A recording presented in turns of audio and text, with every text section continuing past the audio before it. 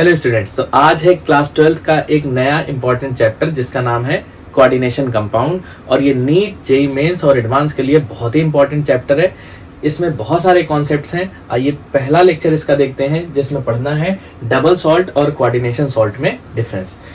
तो यहाँ पर हम क्या लेते हैं, एक डबल सॉल्ट लेते हैं। वैसे डबल सॉल्ट हम लोग जानते हैं क्या होता है, दो सॉल्ट होता है, एक वाटर ऑफ क्रिस्टलाइजेशन प्रेजेंट हो तो डबल सॉल्ट होता है वो। इसमें एक एग्जांपल लेते हैं K2SO4 dot Al2SO4 thrice dot 24H2O। ये क्या है, ये हम जानते हैं इसको पोटाश एलम के नाम से, फिटकरी भी बुलाते हैं इसको। और ये डबल सॉल्ट है क्योंकि K2SO4 और Al2SO4 थ्राइस दो सॉल्ट हो गए और वाटर ऑफ क्रिस्टलाइजेशन है। तो डिफरेंस देखना है हमको कि डिफरेंस क्या होता है। तो अगर हम किसी डबल सॉल्ट को सॉल्वेंट में या वाटर में डिसॉल्व करें, सॉल्वेंट में या वाटर में डिसॉल्व कर दें, तो ये अपने हर एक कैटायन एनायन को सॉल्यूशन में फर्निश कर देता है। मतलब K+ सल्फेट और साथ में इसमें एल्यूमिनियम +3 आयन फर्निश हो जाएंगे सॉल्यूशन में और वाटर ऑफ क्रिस्टलाइजेशन सेपरेट हो जाएगा। अब इसके बाद हम ऐसे थोड़ी ना मान लेंगे कि ये सेपरेट हो गया, हम इसका केमिकल टेस्ट लगाते हैं। तो अगर हम पोटेशियम का केमिकल टेस्ट लगाएं तो ये हमको दिखता है कि पोटेशियम का केमिकल टेस्ट मुझे पॉजिटिव मिलता है। यहाँ पर सल्फेट का केमिकल टेस्ट लगाएं तो ये भी पॉजिटिव मिलता है, और एल्यूमिनियम का केमिकल टेस्ट लगाएं तो मुझे ये भी पॉजिटिव मिलता है। इसका मतलब ये है कि अगर हमने किसी भी डबल सॉल्ट को सॉल्यूशन में डिसॉल्व किया, सॉल्वेंट में डिसॉल्व किया, तो ये अपने हर एक कैटायन एनायन को अगर फर्निश कर दिया है, फर्निश कर दिया मतलब वो अपना केमिकल टेस्ट या अपना रिएक्शन देगा वहां पर। इसका मतलब ये है कि जो डबल सॉल्ट होते हैं ये कंप्लीटली डिसोसिएट हो जाते हैं अपने सॉल्वेंट या सॉल्यूशन में। लेकिन वहीं अगर हम कोऑर्डिनेशन सॉल्ट की बात करें जिसमें हम लेते हैं K4FeCN6, इसको क्या बोलते हैं, पोटेशियम हेक्सासाइनाइडोफेरेट 2, क्योंकि इसका ऑक्सीडेशन स्टेट 2 आता है। और ये पोटेशियम तो काउंटर आयन है और ये कॉम्प्लेक्स आयन है। अगर हम इसको सॉल्वेंट या सॉल्यूशन में डिसॉल्व करें, किसमें, सॉल्वेंट में या वाटर में डिसॉल्व करें, तो ये अपने हर एक कैटायन और हर एक एनायन को सॉल्यूशन में फर्निश नहीं करेगा। मतलब कहने का मतलब यह है कि काउंटर आयन तो सेपरेट हो जाएगा, लेकिन जो कॉम्प्लेक्स आयन होगा वो कंप्लीटली डिसोसिएट नहीं करेगा। मतलब यह है कि जो आयरन होगा वो जो है सेपरेट नहीं होगा और साइनाइड जो है यहाँ पर सेपरेट नहीं होगा। मतलब ये अब इनका केमिकल टेस्ट लगाएं तो ये कभी अपना केमिकल टेस्ट नहीं देंगे, और साइनाइड का अगर केमिकल टेस्ट लगाएं तो ये कभी अपना केमिकल टेस्ट नहीं देगा।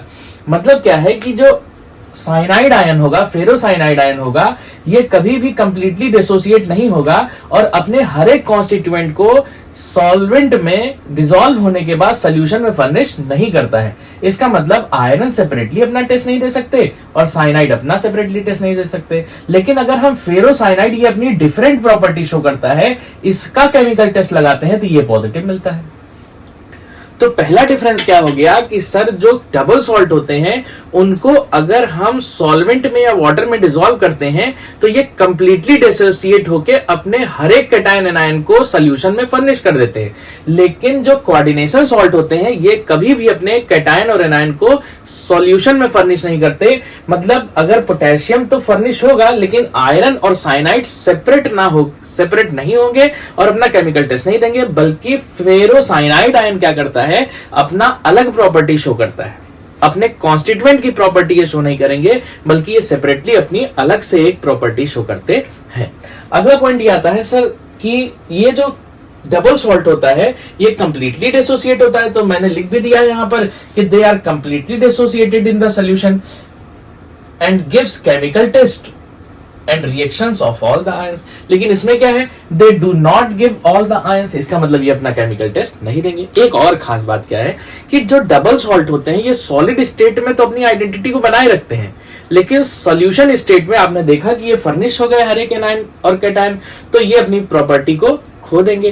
तो जो डबल सॉल्ट होते हैं ये सॉलिड स्टेट में तो अपनी आइडेंटिटी को बनाए रखते हैं, लेकिन सॉल्यूशन स्टेट में अपनी आइडेंटिटी को लूज कर देते हैं। तो लिखा भी है double salt exist only in solid state but dissociate into ions या loose their identity in aqueous solution और इन एनी अदर सॉल्वेंट। मतलब ये सॉलिड स्टेट में तो आइडेंटिटी बनाएंगे लेकिन सोल्यूशन स्टेट में अपनी आइडेंटिटी खो देंगे। लेकिन डबल सॉल्ट की खास बात क्या है कि ये सॉलिड स्टेट में तो अपनी आइडेंटिटी बनाए रखता ही है, लेकिन साथ साथ अगर इसको हम सॉल्वेंट या वाटर में डिसॉल्व कर देते हैं और सोल्यूशन में जब जाता है तब भी अपनी आइडेंटिटी को, अपनी प्रॉपर्टी को खोने नहीं देता है।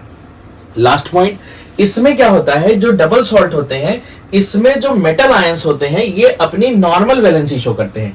जैसे पोटेशियम अपना +1 ही शो कर रहा है, एल्युमिनियम अपना +1 ही शो कर रहा है। लेकिन अगर हम यहीं पर फेरोसाइनाइड आयन में एक दूसरा कंपाउंड ले लें, जैसे K3FeCN6 ले लें, तो K3FeCN6 में क्या होगा कि जो आयरन होगा अपनी +3 वैलेंसी शो करने लगता है, लेकिन K4FeCN6 में +2 वैलेंसी शो करता है। इसका मतलब इसमें मेटल आयंस जो होते हैं ये अपनी वेरिएबल वैलेंसी शो करते हैं। कैसी वैलेंसी?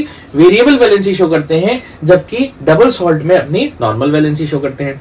तो आइए एक बार फिर से पूरा का पूरा जो टॉपिक है वो रिवाइज करते हैं, देखते हैं क्या है कि डबल सॉल्ट और कोऑर्डिनेशन सॉल्ट में डिफरेंस। कोऑर्डिनेशन सॉल्ट और डबल सॉल्ट में डिफरेंस ये है कि सर जो डबल सॉल्ट होते हैं वो अपने हर एक कैटायन हर एक एनायन को सोल्यूशन में फर्निश कर देते हैं और अपने हर एक कैटायन और हर एक एनायन का रिएक्शन भी देते हैं और केमिकल टेस्ट भी देते हैं। लेकिन जो कोऑर्डिनेशन सॉल्ट होते हैं ये सॉल्वेंट में या वाटर में डिसॉल्व करने के बाद अपने हर एक कैटायन हर एक एनायन को फर्निश नहीं करता है और हर एक कॉन्स्टिट्यूएंट पार्टिकल का कभी केमिकल टेस्ट नहीं देता। इवन ये अपने होल कॉम्प्लेक्स आयन का एक सेपरेट केमिकल टेस्ट या सेपरेट प्रॉपर्टी ये शो करता है। तो और इससे ये पता चलता है कि ये सॉलिड स्टेट में अपनी आइडेंटिटी तो बनाए रखा है लेकिन सोल्यूशन स्टेट में भी अपनी आइडेंटिटी को खोने नहीं दिया। लेकिन डबल सॉल्ट जो होता है वो अपनी सॉलिड स्टेट में तो आइडेंटिटी बनाया है लेकिन जो सोल्यूशन स्टेट में है उसमें अपनी आइडेंटिटी खो दिया है। ये कंप्लीटली डिसोसिएट कर गए हैं और ये कंप्लीटली डिसोसिएट नहीं किए हैं। और आखिरी पॉइंट ये है कि मेटल आयंस इसमें अपनी नॉर्मल वैलेंसी शो करता है लेकिन इसमें जो है क्या शो करता है, वेरिएबल वैलेंसी शो करता है। तो ये था आज का टॉपिक और नेक्स्ट टॉपिक लेकर आएंगे इसका अगला टॉपिक कुछ टर्मिनोलॉजी। पढ़ते रहिए। Thank you so much.